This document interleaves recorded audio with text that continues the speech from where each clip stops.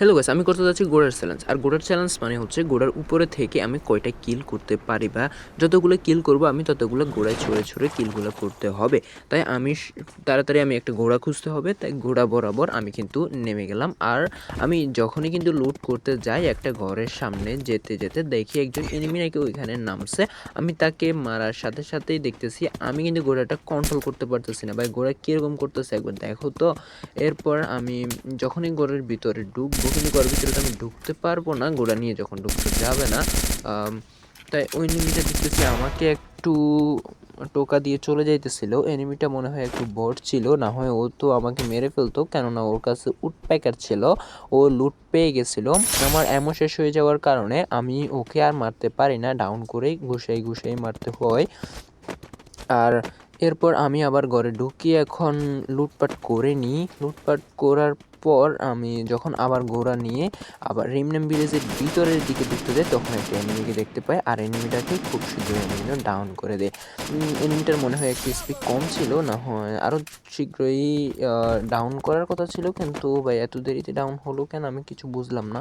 Enemy দেখতেছিলাম যে আগে দিয়ে ফাইট করতেছিল, এনিমিকে নাকি ড্যামেজ দিতে পারে নাই, নাকি এনিমি মেডিকেট করে ফেলছে কি জানে।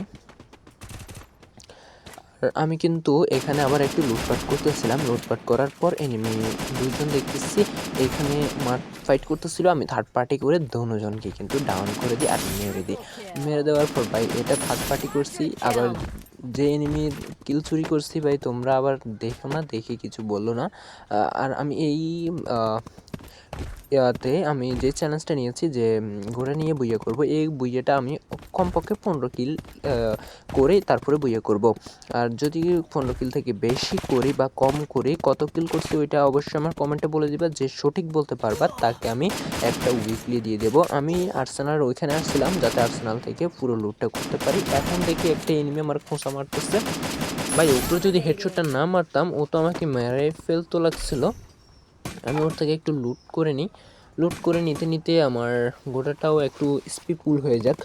এরপর আমি যখনই যাই আর্সেনাল ওইখানে দেখি আর্সেনালের সময় কিন্তু এখনও 13 সেকেন্ড 12 সেকেন্ড, আরও প্রায় 10-12 সেকেন্ড মতো রয়ে গেছে। তখন দেখতেছি এখানে আবার কিন্তু ফাইট হচ্ছিল, আর আমি ভাবলাম ফাইট হইতেছিল তখন ফাটাফাটি করে আসছি, কিন্তু এখানে দেখতেছি ফাইট নাকি শেষ। একজন হয়তো স্পিড কম ছিল আর দৌড়াই পালাইতেছিল, সেই সময় আমি ওকে মেরে দিই। আর আসি দেখি এখানে সময়টা শেষ হয়ে গেছে, আমি আর্সেনালটা খুলতে পারবো। আর্সেনালটা খুলেই নিলাম। এখানে ভাবলাম ওয়ান শটারটা নিব, কিন্তু ওয়ান শটার নিলে তো আমি গোটার উপর থেকে মারতে পারবো না, সেই জন্য ও ভাই এখানে একটা কিল করতে গেলাম। আর এই কিলটা ডাউন করছো স্ক্যাড, ও ওরেও মেরে দিচ্ছে।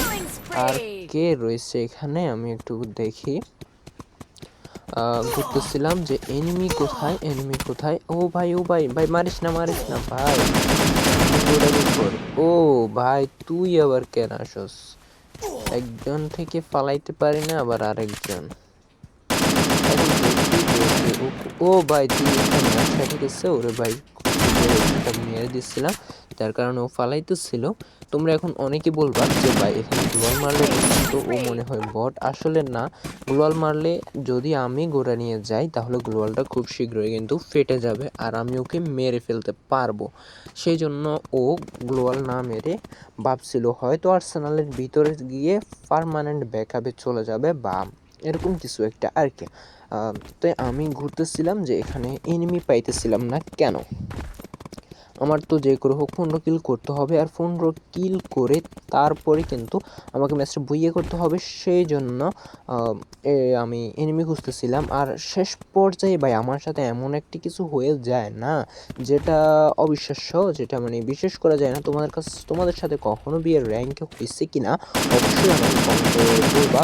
এখানে দেখতেছি একটা জব আছে, ওইটা লুট করতেছিল ভাই। ও আরে ভাই এটা ফিনিশ হয়ে গেছে না, দেওয়ার খেয়াল ছিল। এ ভাই তোর ও ভাই ওইটা ওকে ডাউন করে ফেলার রাখছে। আচ্ছা ঠিক আছে, কিলটা তো পেয়ে গেছি। আমি তো ভাই এই ম্যাচে কিল একটু বেশি। আচ্ছা কোনো সমস্যা, কিল চুরি করার জন্য দিচ্ছিস। ও ভাই তুই আমার সাথে ফাইট করছিস। ও ওর স্কোয়াড ওয়াইপ আউট হয়ে গেছে। আচ্ছা সমস্যা নাই, স্কোয়াড ওয়াইপ আউট হয়েছে, আমি আরো এনিমি খুঁজতে হবে। কেননা আমার তো কমপক্ষে 15 কিলো করতেই হবে ভাই। না করলে তো আমার চ্যানেল টা সাবস্ক্রাইব তোমরা করবে না, না? কেননা আমি তো একটা চ্যালেঞ্জ নিয়েছি, চ্যালেঞ্জটা অবশ্যই কমপ্লিট করতে হবে। চ্যালেঞ্জ কমপ্লিট করলে অবশ্যই তোমরা কিন্তু আমার চ্যানেলটা সাবস্ক্রাইব করে দেবা। অবশেষে আমি 15 কিল করবো বলছি, 15 কিল করে ফেলছি, এখন শুধু বুইয়াটা করার পালা। আর এখানে আমি একটু নিচে নেমেছিলাম যাতে আমার গোড়ার ইফি একটু ফুল হয়, না হয়তো গোড়ায় চলে যাবে। আর সেই জন্য আমি এখানে একটু নেমে ঘোরাঘুরি করতেছিলাম আমার ইফি ঘোড়ার ইফি যাতে ফুল হয়ে যায়। আর আমি একটু দৌড়াদৌড়ি করতেছিলাম, দেখি ভাই একজন এনিমি আমার মারতেছে, ওরে মেরে দিলাম। এরপর আমি ঘোরাঘুরি করতেছিলাম যে কোথায় এনিমি, এনিমিকে তো মারতেই হবে না, এনিমিদেরকে মারা ছাড়া ভাই এমনি ঘুরেঘুরি করলে কি ভালো লাগে না। কিন্তু লাস্ট টাইমে আমার সাথে যেটা হয়, তোমরা অবশ্যই সেটা যদি সেটার কখনো তোমরাও দেখে থাকো তাহলে অবশ্যই আমাকে কমেন্টে জানিয়ে দেবা। আর আমি যাওয়ার সময় এখানে দেখতেছিলাম ভাই আমার ঘোড়ার ইপি নাকি অনেকটাই কমে গেছে, দেখতেছো তোমরা এখানে হাফ হয়ে গেছে। সেজন্য ভাবলাম আমার ইপিটাও ফুল হোক, আমার ঘোড়ার এপিটাও ফুল হোক। সেজন্য আমি নিচে নেমে আবার ঘোরাঘুরি করতেছিলাম, অনেকক্ষণ ঘোরাঘুরি করতে থাকি যাতে আমার ঘোড়ার ইপিটা ফুল হয়ে যায়। ফুল হয়ে যাওয়ার কারণে আমি যাতে খুব শীঘ্রই ঘোড়া থেকে মারতে পারি। ঘোড়ায় আবার উপরে উঠলাম, আমি কাতাদস্তু আর নিচে চলে গেলাম আর ওরে মারলাম সাথে সাথে